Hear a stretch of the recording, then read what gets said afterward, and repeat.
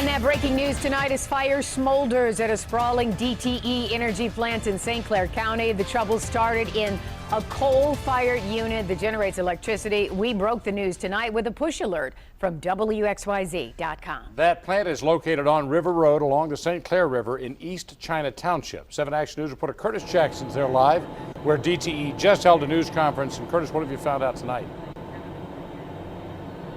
Well, Stephen and Carolyn, I can tell you that the fire is still ongoing. It's about 80% contained, and right now firefighters are getting their first opportunity to actually go inside the building at this point to actually attack the flames from inside.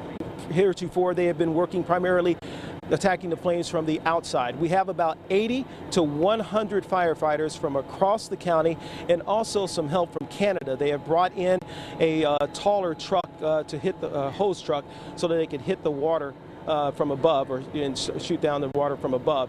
So that's the help they have gotten from Canada. About 50 employees were inside that facility at the time of the fire. They all made it out safely. So we're not talking about any injuries or anything like that. I'm joined now by DTE President Trevor Lauer. Mr. Lauer, thanks for joining us. Let's just start with the obvious here. You've got your 50 employees out, and that's got to be a good feeling. Yeah, the team did an excellent job. We practice emergency exercises like this in case of bad things happening. The shift supervisor did exactly what we wanted them to do when they noticed the fire, evacuated the plant, shut down the other units. So all employees are out, no injuries. And there's no interruption of power or anything like that? No effect on the grid at this point? No, this won't have any effect on the grid. There's other power plants that can pick up the load in the region, so I don't expect any effect for our customers. No word on the cause as of yet? No, we know it started on one of our units inside the plant. That's all we really know at this point. We're working very closely with the fire department. Once they get the fire put out, then we'll be able to access it, do some root cause investigation along with the fire marshal, and better understand the cause. Status of the plant now is shut down? Yeah, all the units are shut down, and we've cut all power to the units and to the plant so that they can actually go in and fight the fire. We needed to cut the power to all of the units before the firefighters could access the plant. And you've notified employees they're not to show up to work tomorrow? Or? Well, we're working through all those internal procedures right now through DTE, through our own information process. Just briefly, the response from the firefighters, it was a county-wide response.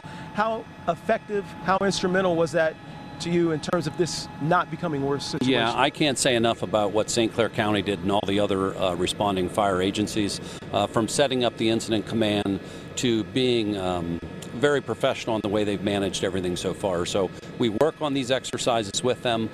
In a case like tonight when we actually had to use it, everything's working exactly like we would hope. So hats off to all the work that all the fire departments are doing helping us. Mr. Lauer, thank you so much for joining me this evening. Appreciate it. So again, the fire about 80% contained. Firefighters getting their first opportunity to actually go inside the building and attack the flames from there. Another major issue that we're keeping an eye on, air quality. Talked to some county officials here. They say there is no hazard to air quality at this point, but they are keeping a very close eye on that situation.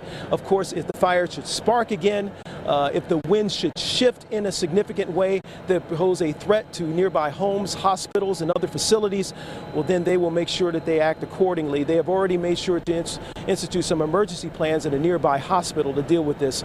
Also, the heat, a very big factor here for the firefighters battling this flame. They're making sure the firefighters do not spend that much time in the building. They're rotating them in and out as they deal with this very humid night and obviously the incredibly hot temperatures from inside. That is the latest here from East China Township. Curtis Jackson, 7 Action News. Lots to keep an eye on, Curtis. We'll keep an eye on that power grid tomorrow on the oppressively hot day.